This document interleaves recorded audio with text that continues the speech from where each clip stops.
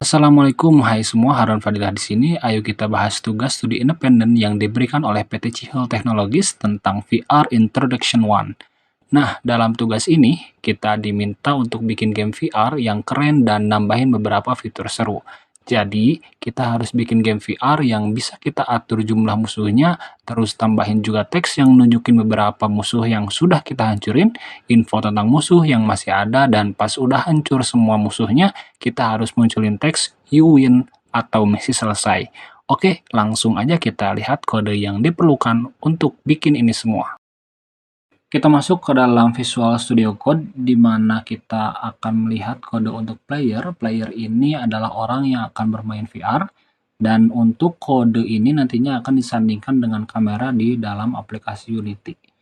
Nah, di sini kita langsung masuk ke dalam public class player. Di sini ada mono behavior dan lain sebagainya. Lalu di sini ada void start. Void start ini untuk menentukan target position player, transform player, terus untuk player nanti ketika masuk ke dalam castle atau ruangan, dan jumlah enemies di sini berjumlahnya 9.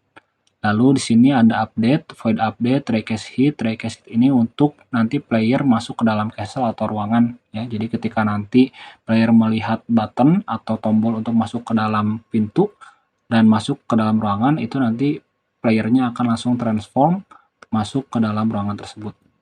Dan di sini yang terakhir ada shooting the enemy menggunakan recast hit juga, tapi khusus untuk enemy hit. Enemy hit ini nanti ketika player dihadapkan dengan enemies atau musuh, player bisa mengklik dan lalu menghancurkan si enemies atau musuh tersebut. Dari jumlah enemy yang 9 itu nanti akan berkurang 1, mengklik lagi berkurang 1, dan begitu seterusnya. Baik, selanjutnya kita masuk ke dalam kode game controller ya. Game controller ini nantinya bisa disandingkan dengan door button dan juga enemy ya. Di sini saya menggunakan door buttonnya berupa komputer. Kalau Cihel itu menggunakan cube, tapi di sini saya menggunakan objek komputer yang sudah saya download di Unity Asset di Chrome. Dan untuk enemy-nya, kalau di Cihel sendiri itu menggunakan spiral biasa, tapi saya menggunakan bubble di sini. Jadi teman-teman bisa download di Google Chrome di Unity Asset. Yang pertama di sini kita bisa melihat ya bahwa ada start. Untuk info teks nanti akan muncul. Jadi player ini nanti akan ditugaskan untuk melihat dan menemukan komputer. Ketika sudah melihat, lanjut ke dalam update. Itu player akan dicek apakah sudah masuk ke dalam castle atau ruangan atau belum. Dan ketika sudah masuk, maka akan ada teks lagi, mission pop the toxic bubble ya. Jadi enemy-nya itu harus di pop atau dihancurkan. Nanti akan muncul juga jumlahnya ada berapa enemies-nya. Di sini ada 9. Lalu ketika si player sudah menghancurkan semua dari 9 hingga jadi 0, itu nanti akan berubah si teksnya menjadi mission accomplished. Di sini juga lebih kompleks lagi, ada enemy hit. Di sini si enemy-nya bakal muncul shield atau tidak. Ketika shieldnya sudah tidak ada, maka player bisa menghancurkan si enemy tersebut. Dan ini yang terakhir untuk kode enemy atau kode khusus untuk musuh ya. Musuh ini nantinya kodenya akan disandingkan dengan objek enemy, dalam hal ini bubble-nya kalau di dalam Unity ya. Nah, untuk musuh ini punya variabel shield active. Jadi nanti kita bakal cek apakah nanti musuhnya itu punya shield atau tidak. Kalau di sini secara default ya, untuk si shieldnya itu false atau tidak aktif, karena di sini enemy-nya itu tidak mempunyai shield atau perisai. Nah, kita juga di sini punya shield duration. Jadi kalau misalkan si shieldnya itu aktif, kita punya durasi sekitar 5 detik shieldnya aktif, lalu setelah 5 detik shieldnya itu nanti akan mati atau padam ya. Nah, setelah itu kita masuk ke dalam start. Nah, di start ini kita bisa masukkan inisialisasi musuh untuk tanpa shield. Dan di update-nya sendiri, itu nanti kita juga bisa nambahin logika untuk musuh kalau misalkan diperlukan. Dan metode has shield di bawahnya, itu kita juga buat cek apakah si shield-nya itu aktif atau tidak.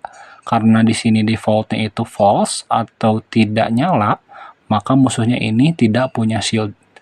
Nah, di bawahnya juga kita bisa nambahin metode lain, kayak untuk take damage atau untuk die kalau butuh untuk si enemies-nya. Oke, kita kembali lagi ke aplikasi Unity, dan kita bisa mengecek apakah kode yang sudah kita buat itu berfungsi atau tidak dengan mengklik tombol play di sini untuk memunculkan mode VR. Ya, kita munculkan dulu di sini. Kita tunggu, dan ketika player sudah masuk ke dalam mode VR, text locate the computer to get in sesuai dengan kode itu akan ada di atas ya. Untuk tampilan-tampilan seperti ini ya, untuk yang berkedip-kedip warna putih itu saya download di Unity Asset di Google Chrome ya. Jadi teman-teman bisa cek di sana. Lalu kita klik Alt dan tahan untuk bisa melihat kanan dan kiri. Ya. Untuk bisa melihat kanan dan kiri itu klik Alt dan ditahan. Nah, sesuai dengan instruksinya, kita paskan titik yang ada di tengah ini dengan komputer yang ada di sebelah kiri ini. Dan langsung player akan masuk. Ketika masuk sesuai dengan kode juga, teks akan berganti berupa mission pop the toxic bubble. Ya, pop count-nya itu ada 9 sesuai dengan jumlah musuhnya di sini ada 1, 2, 3, 4, 5, 6, 7, 8, dan 9. Ya, ketika player mulai mengklik, maka pop count-nya akan berkurang 1 sesuai dengan enemy yang kita klik.